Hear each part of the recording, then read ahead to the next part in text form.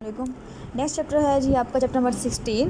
अब chapter number 16, 17 जो है ना आपका, ये दो चैप्टर आपकी किस किस चीज़ के हैं। एक तो बताएंगे आपको इस चैप्टर में क्या बताएंगे, ट्यूमर्स बताएंगे, ठीक है। तीनों दोनों में ट्यूमर्स ही हैं। सो पहले ये है कि इसके अंदर जो है वो पिना का ट्यूमर है और फिर ऑडिटरी कैनाल का ट्यूमर है।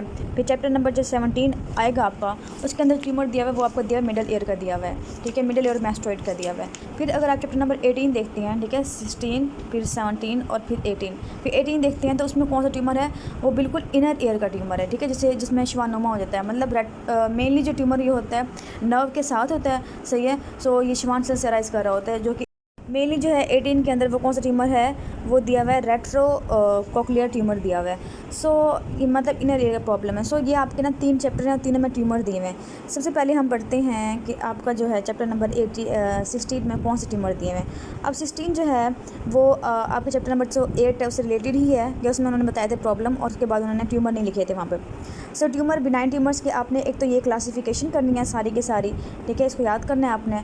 उसके अलावा ना इसके थोड़ी बहुत जो है ना वो MCQ आ सकते हैं, सो मैं आपको ना वो मार्क करवा देती हूँ कि अच्छा। अब जो ना प्री ऑरिकुलर साइनस और सिस्ट, ये आपकी इंपॉर्टेंट है OSP के लिए, ठीक है। इसमें क्या होता है, ये इसमें जो ब्रेंकल ट्रैक होती है जो बनती है इसके अंदर, वो स्कैमस एपिथेलियम से लाइंड होती है, ठीक है। ये बात आपने इसमें याद रखनी है। उसके बाद हम चलते हैं नेक्स्ट, आपका जो MCQ आ सकता है वो ये कैपिलरी हेमेंजियोमा को आप जो है ना उसे पोर्ट 1 स्टेन कह रहे होते हैं, और कवर्नस हेमेंजियोमा को क्या कहते हैं, स्ट्रॉबेरी ट्यूमर कह रहे होते हैं। ऐसे ये इसके जो है ना MCQs में आ सकता है। उसके बाद हम नेक्स्ट बात करते हैं आपकी, आपने कुछ नहीं करना इसमें से। अगर नेक्स्ट बात करते हैं तो इसके मैलिग्नेंट ट्यूमर्स इंपॉर्टेंट हैं। अब मैलिग्नेंट ट्यूमर्स जो हैं कि इसके पिना के 2 तरह के दिए हुए हैं। एक दिया स्क्वैमस कार्सिनोमा दिया हुआ है और एक आपका दिया हुआ है बेसल सेल कार्सिनोमा। स्क्वैमस और बेसल कार्सिनोमा जो है इसी तरह से नोज़ की भी है, मतलब स्किन जहाँ जहाँ पे होगी तो वहाँ पे बेसल भी होगा, स्क्वैमस सेल कार्सिनोमा भी होगा, इसी तरह से ईयर का भी है। अब स्क्वैमस सेल कार्सिनोमा की बात करें तो ये कहाँ पे होती है, साइड कहाँ पे होती है, हेलिक्स पे होता है, ठीक है। यहाँ पे ये हेलिक्स पे होता है ईयर के, एक तो ये बात होगी। उसके बाद ये पेनलेस जो है ना, कैसे प्रेजेंटेशन होती है, पेनलेस होता है और नोड्यूलर अपीयरेंस होती है, अल्सर बनता है। उसके बाद जो इसके एजेस हैं वो रेस्ट होती हैं इसके, और इंडोरेटेड वेस होती है इसकी, ठीक है। तो ये इस तरह से जो है इसके रेस्ट एजेस जैसे इस तरह से इसकी प्रेजेंटेशन होती है। अच्छा, इसमें क्या होती है कि मेटास्टेसिस टू लिम्फ नोड्स जो है वो इसके अंदर होती है, जबकि बेसल सेल कार्सिनोमा में नहीं होती, ठीक है। ये बात याद रखनी है। ज़्यादा कॉमन किन में है, मेल्स में, और कब होती है, 50s में। इंपॉर्टेंट है। ट्रीटमेंट क्या है इसकी, हमने एक CN करनी है बस। उसके बाद हम बात करते हैं बेसल सेल कार्सिनोमा की, तो उसमें क्या है कि इसकी मोस्ट कॉमन साइज हेलिक्स भी हो सकती है और ट्राइगस भी हो सकती है। एज 50 ईयर्स में होगी, मेल में ज़्यादा कॉमन है। और अपीयरेंस कैसे होती है, नोड्यूल होता है, फिर सेंट्रल क्रस्ट बनता है, फिर उसके बाद अल्सर होगा, ब्लीडिंग होगी। तो ये सारे जो है ना इसके रेस्ट और बीडीड एजेस जो है इसके अंदर हो सकते हैं। और एक और बात कि मोस्ट कॉमन ये जो है हमारा स्क्वैमस सेल कार्सिनोमा, ये आपका एक MCQ आया था इसमें कि ये इसका जो रिस्क फैक्टर है वो कौन सा होता है, ये डायरेक्ट सनलाइट के एक्सपोजर जो है वो इसका रिस्क फैक्टर होता है, ये इसका MCQ आएगा। उसके बाद हम बात करते हैं बेसल सेल कार्सिनोमा की, तो इसमें क्या होता है कि तो ये पेंट्रेट करता है डीप, ठीक है, बेस की तरफ है, तो बेस से जो है इस ये बेस है तो बेस से डीपली जो है पेंट्रेट कर जाता है। और इसके अलावा इसके लिम्फ नोड्स की मेटास्टेसिस जो है वो बहुत कम होती है।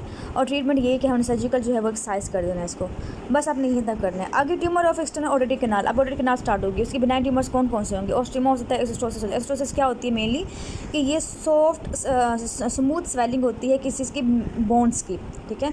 उसके बाद हम बात करते हैं नेक्स्ट आपकी सीरोमेनोमा जो है ना वो नहीं करना। मॉडिफाइड वैसे जो है ना सीरोमेनोमा क्या होता है, मॉडिफाइड स्वेट ग्लैंड का जो है ना वो ट्यूमर होता है। फिर उसके बाद है इसकी मैलिग्नेंट है। मैलिग्नेंट में स्क्वैमस सेल कार्सिनोमा आपने जैसे थोड़ा रीड कर लेना है, कुछ खास में आता नहीं होता, लेकिन इसमें ये है कि इसमें डिस्चार्ज है ना ब्लड स्टेन आ रहा होता है, मेरे को पुलंट या फिर ब्लड स्टेन जो है उसके अंदर डिस्चार्ज आता होता है। और हमें जो है स्क्वैमस सेल कार्सिनोमा के केस में क्या होता है कि मियोटस के अंदर ब्लीडिंग पॉलीपॉइड मैस या ग्रेनुलेशंस जो है वो मिल सकती है इसके अंदर। सो आपने सिर्फ यही करना है इसके अंदर। नेक्स्ट है आपका चैप्टर नंबर 17। अब चैप्टर नंबर 17 में कौन सा ट्यूमर है, मिडल ईयर का। अब मिडल ईयर का ट्यूमर जो है उसमें सिर्फ आपने ये टॉपिक करना है इसके अंदर, पूरे चैप्टर के अंदर। अब इसमें प्राइमरी भी हो सकते हैं, सेकेंडरी भी हो सकते हैं। प्राइमरी बिनाइन होगा तो ग्लोमस होगा। सो ग्लोमस ट्यूमर जो है वो एक बिनाइन ट्यूमर है, बाकी कार्सिनोमा सार्कोमा वगैरह हो सकते हैं। सेकेंडरी क्या होगा कि वो कहीं और से आ रहे होंगे। अब ग्लोमस ट्यूमर की बात करें तो ये क्या है, बिनाइन ट्यूमर है और मोस्ट कॉमन ट्यूमर है मिडल ईयर का। कहाँ से राइज करता है, ग्लोमस बॉडीज से राइज करती है। ग्लोमस बॉडीज़ कहाँ पे होती है, जो कि बिल्कुल मिडल ईयर में 2 जगह पे हो सकती है, या तो वो डोम ऑफ जुगुलर बल्ब पे हो सकती है या फिर प्रोमोन्ट्री भी हो सकती है। जब हमने किया था चैप्टर नंबर 1 उसमें मैंने बताया था कि आपने 6 साइडेड करनी है मिडल ईयर की, ठीक है। उसमें जो ये मीडियल वॉल थी, मीडियल में प्रोमोन्ट्री होती है। इस तरह से प्रोमोन्ट्री क्यों होती है, क्योंकि कॉकलिया जो है उस तरफ होता है, कोकले के जैसे जो है वहाँ प्रोमोन्ट्री बन जाती है। ये प्रोमोन्ट्री थी और नीचे की तरफ यहाँ पे जो था ना, यहाँ पे थी जुगुलर वेन थी, ठीक है। अब जुगुलर वेन जो है ना बनाती है जुगुलर बल्ब बनाती है। सो ये ट्यूमर या तो यहाँ पे हो सकता है या फिर इस नीचे की तरफ हो सकता है, ठीक है। अगर नीचे की तरफ होगा तो जुगुलर जो है बल्ब के बिल्कुल ऊपर होगा, वरना डॉम के ऊपर होगा। सही है, तो ये दो इसके ना पॉइंट हैं इसके। और किसके करीब होता है, प्रोमोन्ट्री के साथ, ये 9th क्रेनियल नर्व के साथ होता है, ठीक है। Tympanic branch of the 9th cranial nerve, Jacobson nerve कहते हैं इसको, उसके साथ ये लाई कर रहा होता है। उसके बाद हम बात करते हैं इसकी एटियोलॉजी की। तो एटियोलॉजी में ये है कि तो ये मिडिल एज में ज़्यादा होता है, 40-50 ईयर्स में ज़्यादा होता है, और बिनाइन होता है, नॉन कैप्सुलेटेड होता है, और इसमें बहुत ज़्यादा वेस्कुलरिटी होती है, ठीक है। वेसल्स से ना बहुत ग्रोथ होती है, और वेसल्स भी ऐसी होती है जिनमें क्या होती है, कोई कॉन्ट्रैक्टाइल मतलब कोई मसल वगैरह नहीं होता इसके अंदर, ठीक है। और प्रोफ्यूज ब्लीडिंग वगैरह जो है इसके अंदर हो सकती है वो। इसके अलावा उन्होंने कहा कि शीर्ष एपिथेलियल सेल्स वगैरह इसमें हो सकते हैं। आगे दो वही बातें की कि ग्लोमस जो है जुगुलर हो सकता है, जुगुलर मतलब क्या, जुगुलर बल्ब के ऊपर होगा। अगर उसके ऊपर होगा तो कौन सी नर्व्स इन्वॉल्व होंगी, 9th और 12th, ठीक है। 9 और 12 जो है कि इन्वॉल्व होंगी। ग्लोमस के ऊपर होगा तो कौन सी नर्व इन्वॉल्व होगी हमारी, यहाँ पे फेशियल पैल्सिस होगी, 7th के नर्व इन्वॉल्व होगी। सो ये दोनों इंपॉर्टेंट बातें अपनी याद रखनी है इसके अंदर। इसके बाद हम बात करते हैं कि स्प्रेड कैसे करती है। तो ये परफोरेट करके कैनाल में आ सकती है, लैम्ब्रेथ में जा सकती है, पेट्रस में जा सकती है, और अगर नीचे से नीचे जो है इसकी फ्लोर जो है ख़राब हो जाए तो वहाँ से जुगुलर फोरामेन जा सकती है। इसके अलावा ओस्टोजन ट्यूब में जा सकती है, इंट्राक्रैनियल जा सकती है, मेटास्टैटिक लंग बोन्स वगैरह में भी कर सकती है, लेकिन ये बहुत कम चांसेस होते हैं क्योंकि ये बिनाइन है। अच्छा, आगे हम बात करते हैं इसकी क्लिनिकल फीचर्स की। अब सिम्टम्स क्या क्या होंगे इसके। अब इसमें सिंपल ये जस्ट अपना दफ़ा रीड करना है, बेशक आप प्रॉफ में इसको ना कर लेंगे, एक दफ़ा इसको रीड कर लेंगे। पर ट्यूमर अगर इंटरटिम्पैनिक है ना, मिडिल एयर के अंदर अगर सपोज करें तो इसमें क्या होगा, सबसे पहले तो हेयरिंग लॉस होगी, क्योंकि इसमें कोई मैस आ गया मिडिल एयर के अंदर, तो इसलिए हमें जो है कंडक्टिव हेयरिंग लॉस होगी। टिनाइटस भी होगा इसके अंदर। अच्छा, उसके बाद ये प्रोग्रेसिव होगी, जैसे जैसे ये ट्यूमर है ये इंक्रीज़ करेगा वैसे वैसे जो है कंडक्टिव डेफनेस ज़्यादा होगी। टेनाइटस जो होगा पल्सटाइल फैशन में होगा इसके अंदर, ठीक है। या स्विशन टाइप भी हो सकता है, और हमें ऐसा लग रहा होगा कि जैसे पल्स आती है सेम इसी तरह से ही टेनाइटस फील होती है पेशेंट को। इसमें एक रिफ्लेक्स होता है जिसे हम कहते हैं राइजिंग साइन। ये वही साइन है जो मैं शॉर्ट साइन बताया था, सेम उसी तरह से ये है कि प्रोमोन्ट्री पे अगर होगा तो वहाँ पे क्या होगा, प्रोमोन्ट्री पे होगा तो वहाँ पे क्या होगा कि वहाँ पे ब्लड वेसल्स होंगे, क्योंकि ब्लड वेसल्स बहुत ज़्यादा होते हैं इसके अंदर। ब्लड वेसल्स हमें नज़र आएंगे तो हमें ऐसा लगेगा sun rising sign, rising sun जो है ना इस टाइप का हमें मिल रहा होगा। ये आपको इसमें MCQs है। और मेनली वो कहते हैं कि कब होता है, जब है ना ये फ्लोर से राइज कर रहा होता है तब हमें ज़्यादा जो है इसका महसूस हो रहा होता है। उसके बाद ये कि पल्सेशन साइन क्या होता है, ब्राउन साइन ये होता है कि जब हम प्रेशर इंक्रीज़ करते हैं कैनाल का, उसमें क्या होता है कि ट्यूमर जो है वो फ़ौरन से पल्सेट करता है और फिर फ़ौरन से ब्लैंच हो जाता है, ठीक है। इसलिए हम कहते हैं कि ये पल्सेशन साइन है, ये ब्राउन साइन है। ये भी आपके दो जो है ना इंपॉर्टेंट इसके अंदर MCQs हैं। अब अगर ट्यूमर जो है वो प्रेजेंट हो एज अ पॉलिप तो फिर क्या होगा। पॉलिप अगर होगा सबसे पहले तो ये है कि फेशियल पैल्सिस होगी, ठीक है। वर्टाइगो डिजीनेस वगैरह इसके अंदर हो सकती है, और बाकी बातें वही पहली वाली हैं। एयर एक हो सकता है इसके अंदर, और इसके अंदर जो है अगर सेकेंडरी इन्फेक्शन हो जाए तो ऑटोटोरिया भी इसके अंदर हो सकता है, मतलब परसिस्टेंट जो है वो डिस्चार्ज इसके अंदर मिल सकता है। कैनाल पास मैंने बता दिया आपको कौन कौन सी थी, एक अब 9 कर ली, 12th कर ली, 7 कर ली वहाँ पे। अब यहाँ पे कुछ और भी दी हुई हैं। वो कह रही हैं कि अगर 9th और 10th इन्वॉल्व होगी तो डिस्फेजिया और हॉर्सनेस होगी, साथ यूनिलेटरल पैरालिसिस हो जाएगी सॉफ्ट पैलेट की और फेरिंक्स की।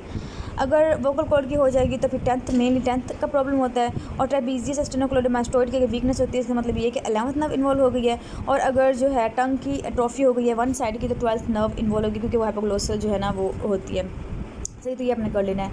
आगे वो कहते हैं कि हर एक स्टेज में हमने ऑस्कल्टेट करके लास्ट में देखना होता है कि हमने ऑडिबल बुरी तो नहीं आ रही, क्योंकि नीचे जो, और इसके अलावा ग्लोमस ट्यूमर जो है वो ना स्क्रीट करते हैं, कैटेकोलामीन्स स्क्रीट करते हैं, ठीक है। कैटेकोलामीन्स स्क्रीट करने की वजह से ये बहुत इंपॉर्टेंट पॉइंट है इसका, इसमें हेडेक, स्वेटिंग, पल्पेशन वगैरह जो ना हाइपरटेंशन, एंग्जाइटी वगैरह होती है। रूल ऑफ 10 में उन्होंने बताया कि 10% ट्यूमर जो होते हैं फेमिलियर होती हैं, 10% मल्टीसेंट्रिक होती हैं, और 10% जो है फंक्शनल होते हैं। सो ये आपने इसमें याद रखना है। उसके बाद डायग्नोसिस हम कैसे करते हैं, हमने CT स्कैन करवा लेना है, इसके अंदर हमने MRI करवा लेना है, ठीक है। CT scan of head, MRI combine करवा लेंगे, एंजियोग्राफी करवा लेंगे, और उसका brain perfusion and flow studies देख लेंगे। सो एम्बुलेशन करके हम उसकी जो है ब्लीडिंग जो स्टॉप कर सकते हैं, ठीक है। इसमें ब्लीडिंग जो है ना वो एक इंपॉर्टेंट पॉइंट है इसके अंदर। बायोप्सी जो है हम इसके अंदर मेनली जो है वो नहीं करवाते होते, ठीक है। अब हम बात करते हैं ट्रीटमेंट की। अब एक और बात, ट्रीटमेंट की बात करने से पहले मैं बता दूं कि ये कैटेकोलामीन रिलीज़ करती हैं, इसलिए यूरिन के अंदर विनाइल मैंडेलिक एसिड या मेटानेफ्रिन जो है वो प्रेजेंट हो सकती हैं। ठीक है, ये आपने इंपॉर्टेंट बातें याद रखनी है। ट्रीटमेंट ये सर्जिकल रिमूवल होती है, रेडिएशन के थ्रू, एम्बुलेशन के थ्रू और कंबाइंड या कम्बिनेशन भी कर सकते हैं। अब सर्जिकल में ये है, उन्होंने अप्रोच बताया में, एक है ट्रांस कैनाल अप्रोच हो गया, ठीक है, हेपोटेपेन अप्रोच हो गया, एक्सटेंडेड फेशियल रेसेस अप्रोच हो गया, मैस्टोइड नेक अप्रोच हो गया और इंटरटेम्पोरल फोर्स अप्रोच और फिश हो गया और इसके अलावा ट्रांसकोंडाइलर अप्रोच हो सकता है।